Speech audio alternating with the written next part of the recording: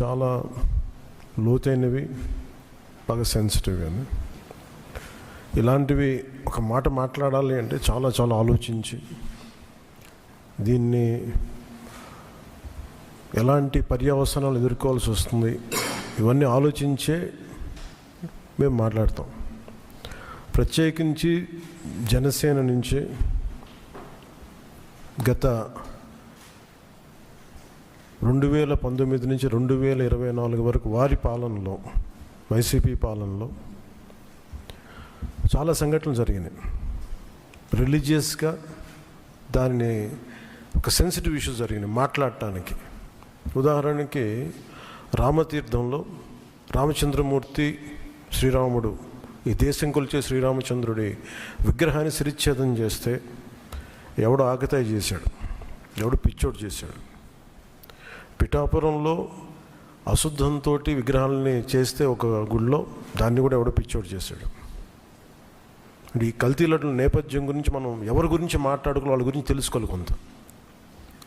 అలాగే దుర్గమ్మ వారి ఆలయంలో వెండి విగ్రహాలు మన దొంగతనం జరిగితే ఇవి పోతే ఇంకోటి కొనుక్కుందాం, దీనికి ఏంటి బిల్డింగ్లు మేడలు కడతామా, మిద్దెలు కడతామా. అలాగే అంతర్వేదిలో రథం కాలిపోతే ఎవడో పిచ్చోడు చేశాడు. ఇలాంటి సంఘటనలు నెల్లూరు నుంచి మొత్తం రాష్ట్రం నలుమూలల 219 సంఘటనలు ఇలాంటి జరిగినాయి. డెసిక్రేషన్ ఆఫ్ టెంపుల్స్, దేవాలయాలు కావచ్చు, దేవాలయ పరిసర ప్రాంతాలు, దేవాలయాలు అపవిత్రం చేయడం. ఎక్కడ కూడా ఒక్కరి నిర్ణయం తీసుకున్న దాఖలాలు ఎక్కడా లేవు. ఇలాంటి నేపథ్యంలో కూడా ప్రత్యేకించి జనసేన నుంచి కానీ మేము ఎక్కడ చాలా దాన్ని పొలిటికల్గా కానీ దానికి ఒక మైలేజ్ వస్తుందేమో, దాని ఒక ఎమోషనల్ ఓట్ బ్యాంక్, అసలు ఆ నిర్ణయం ఎప్పుడు తీసుకోలేం. పదే చెప్పాం, కరెక్షన్ చేశాం తప్ప అంత నిబద్ధత పాటించిన మేము స్వామివారి పాదాల చెంత రక్షింపబడ్డ గౌరవ ముఖ్యమంత్రి నారా చంద్రబాబు గారు కానీ చాలా జాగ్రత్తగా అప్రమత్తతోనే మాట్లాడతాం, చాలా జాగ్రత్తగా మాట్లాడతాం. ఎన్డీఏ సమావేశంలో మా అందరినీ ఉద్దేశించి మేమందరం కూర్చొని మాట్లాడే సమయంలో NDDM, national dairy development board, ఈ రిపోర్టు గౌరవ ముఖ్యమంత్రి గారు మాకు చదివి వినిపించారు. 3 రిపోర్ట్స్లో ఒక దాంట్లో వెజిటబుల్ ఆయిల్స్, నెయ్యి లేదు ఇందులో, అంటే ఏ స్థాయికి వీళ్ళు చేశారని చెప్తూ దాంట్లో ఒక రిపోర్ట్లో ఫిష్ ఆయిల్ ఉందనేది, ఇంకో దాంట్లో బీఫ్ టాలో ఉందనేది, ఇంకో దాంట్లో లాడ్ పంది కొవ్వు ఉందనేది, ఇంకో దాంట్లో గొడ్డు కొవ్వు ఉందనేది. ఇది చాలా సెన్సిటివ్ ఇష్యూ. ఇది ఒక రిపోర్ట్, అది సాలిడ్ రిపోర్ట్. అది ఇది మాట్లాడేటప్పుడు మేము ఆలోచించుకొని మాట్లాడి, నేను కూడా దాన్ని ముందుకు తీసుకెళ్ళినప్పుడు పర్యవసానాలన్నీ ఆలోచించి, కానీ నేను కూడా అనుకుని ఇది చెప్పాలా లేదా. ముఖ్యమంత్రి గారు చెప్పారు దీన్ని ఎంత తీసుకెళ్ళాలి, ఎందుకంటే మా భయం ఏంటంటే సెన్సిటివ్ అయ్యి మనం చేసేసామా. భగవంతుడితోటి మీకు గతంలో చెప్పినట్టుగా రామచంద్రమూర్తిగా విగ్రహం తల నరికేస్తే రామతీర్థంలో, దాన్ని చేయడం మళ్ళీ ఇప్పుడు చేసి దీని మీద మనం తప్పుగా అనుకుంటారా, లేదంటే దీన్ని కూర్చోబెట్టి రాజకీయ పరంగా లబ్ధి పొందుతారు, ఇలా ఆలోచిస్తారని చెప్పి 1-2 రోజులు ఆలోచించినా కానీ చెప్పకపోతే ఏం జరుగుతుంది. రేపు పొద్దున మీ అందరికీ తెలిసి కూడా మీరు ఎందుకు మాట్లాడలేదు, అదొక ప్రశ్న ఉంటుంది. అందుకని దాన్ని మాట్లాడాల్సి వచ్చింది. ఎందుకంటే ఆల్రెడీ మేము గవర్నమెంట్ ఫామ్ అయ్యాం, 5 years మేమే ప్రభుత్వంలో ఉంటాం. ఇది లాస్ట్ 6 నెలల్లో ఏదైనా ఉందంటే ఒక మేము ఇలాంటి ఏదైనా చేసాం ఒక అర్థం ఉంటుంది. వచ్చిన 2 నెలలు మాకు ఏం అవసరం ఉంది, 5 years ఈ ప్రభుత్వమే ఉంటుంది. ప్రజలు ఎన్నుకున్నారు. ఇది తీసుకెళ్ళకపోతే తప్పు అవుద్ది.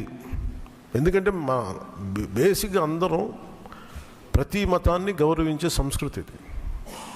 ఈ దేశంలో హైందవ సంస్కృతి లేకపోతే మిగతా సంస్కృతులు లేవు. అలాంటి హైందవ సంస్కృతి మీద ఇంత అపవిత్రం జరిగినప్పుడు, వీళ్ళు రిపీటెడ్గా చేస్తున్నప్పుడు ఇది చెప్పాలా లేదా అని కూర్చొని చాలా తర్జనలు పడి, నాకు పర్సనల్గా గిల్ట్ ఉండి, అరే మనం ఇంత కళ్ళ ముందు ఇంత రిపోర్ట్ మాట్లాడకపోవటం అని చెప్పి చేసిన తర్వాత దాని తద్వారా మీ అంశాలు తెలుసు. అది సుప్రీంకోర్టు దాకా వెళ్ళింది.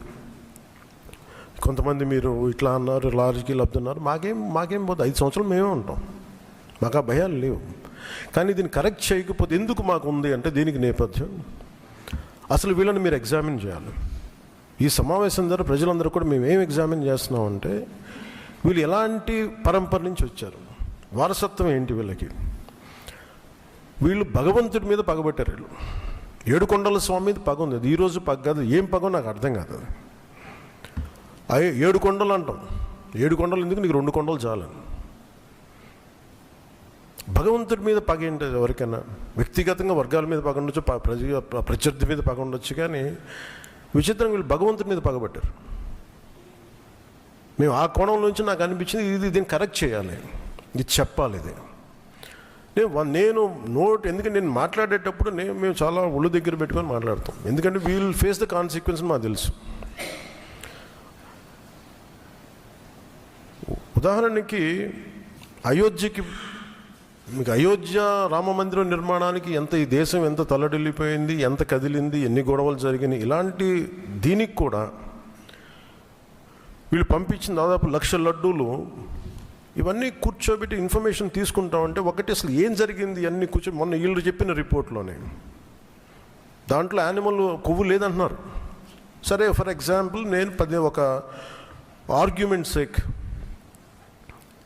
అన్ని రిపోర్ట్స్లో కూడా ఎక్కడ కూడా ఈ నెయ్యిలో నెయ్యి లేదు.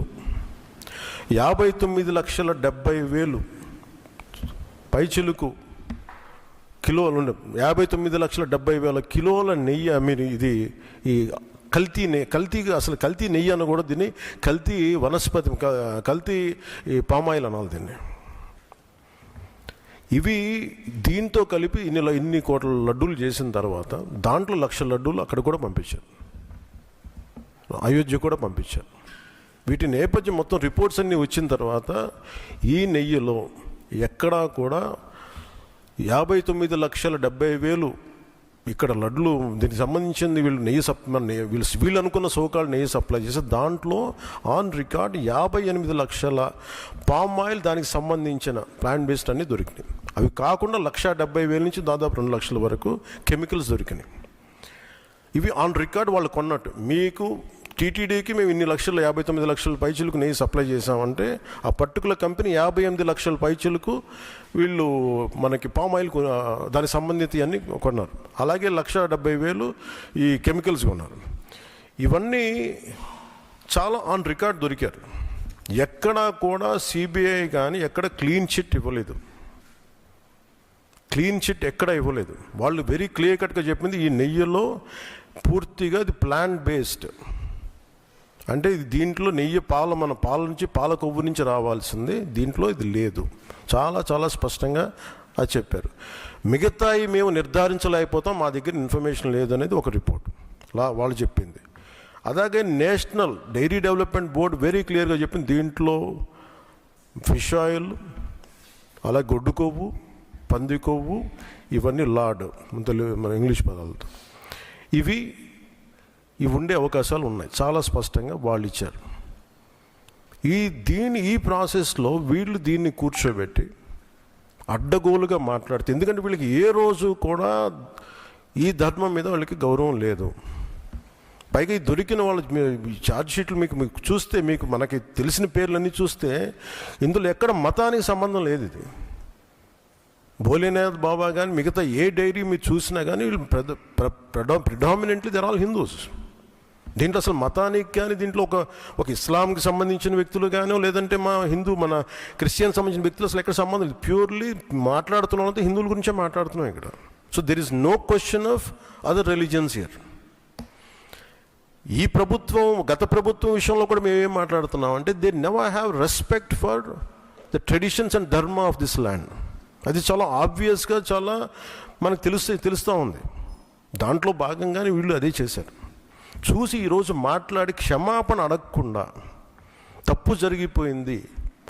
ఇందాక మా కేశవ్ గారు చెప్పినట్టుగా ఒక తెలియక చేస్తే పొరపాటు, తెలిసి చేస్తే తప్పు, కనీసం తప్పులు జరిగినాయి అది కూడా చెప్పకపోగా మమ్మల్ని క్షమించమని అడుగుతున్నారు. నేను ఒకటే చెప్తున్నాను, భగవంతుని మీద పగబట్టుకున్నవాడు సర్వనాశనం అయిపోతాడు తప్ప ఎవడు బతికిన దాఖలాలు లేవు, గుర్తుపెట్టుకున్నారు. ఎందుకంటే ఇది ఫెయిత్కి సంబంధించింది. చాలా స్పష్టంగా చాలా క్లియర్గా సిబిఐ దాంట్లో మీరు కల్తీల మీరు అసలు నెయ్యి లేని దాంతో మీరు లడ్డూలు చేసి దాంట్లో మీరు ఇందాక చెప్పిన గ్లిజరైడ్స్ ఇవన్నీ ఉన్నాయి కదండి. దానికి మీకు ఒక రికార్డ్ చెప్తాను.